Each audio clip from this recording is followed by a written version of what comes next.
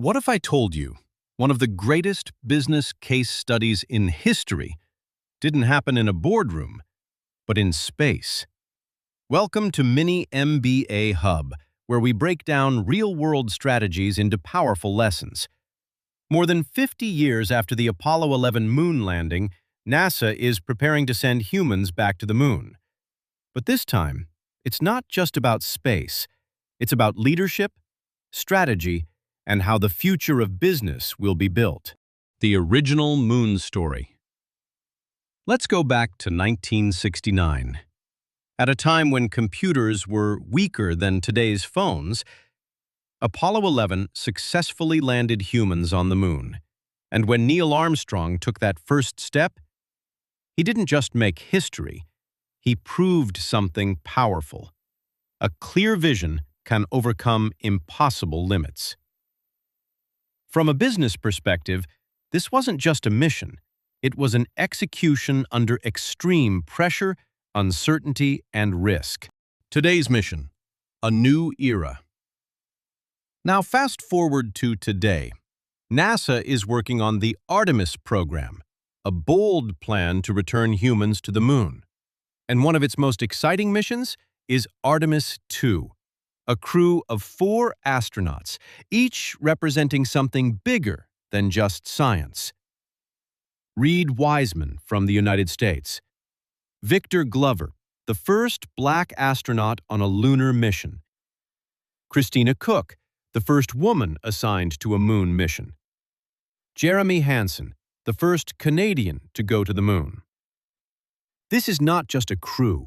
It's a reflection of how leadership has evolved. What makes this different? Back in the Apollo 11 era, space was about competition. Today, it's about collaboration. NASA is working with private companies like SpaceX and partners around the world. This is no longer just a mission. It's an ecosystem. Artemis II mission snapshot. This mission will last about 10 days in space, orbit the moon, not land yet, then safely return to Earth. Think of it as a test run before something much bigger. Project Management Masterclass. Now let's break this down like an MBA classroom, because what NASA is doing is one of the most complex projects ever executed. 1. Clear scope.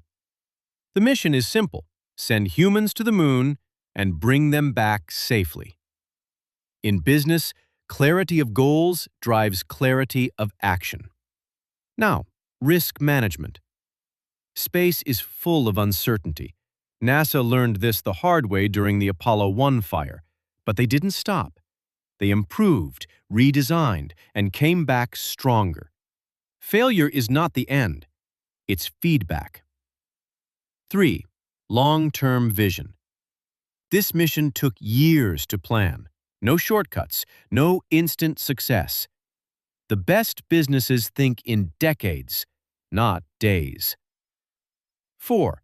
Stakeholder management. NASA manages governments, engineers, private companies, the public. Just like any large organization. Business lessons you can use. Let's simplify this into powerful lessons.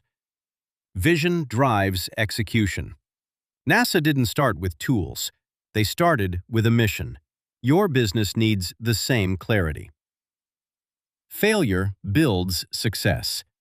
Without early failures, there would be no moon landing. In business, failure is data. Collaboration wins. NASA plus private sector plus global partners. No one wins alone anymore. Constraints create innovation.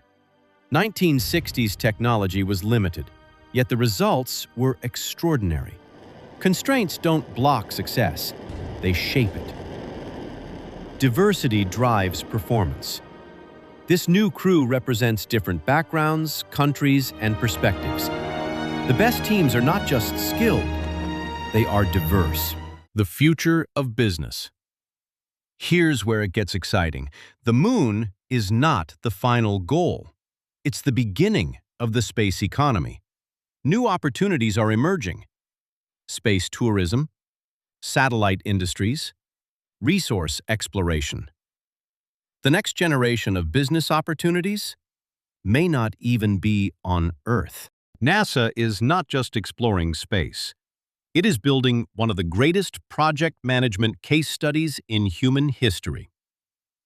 So let me ask you, if your business had NASA-level vision, planning, and execution, how different would your results be? If you found this valuable, subscribe to Mini MBA Hub, where we turn real-world stories into powerful business lessons. Because sometimes the best lessons in business come from the moon.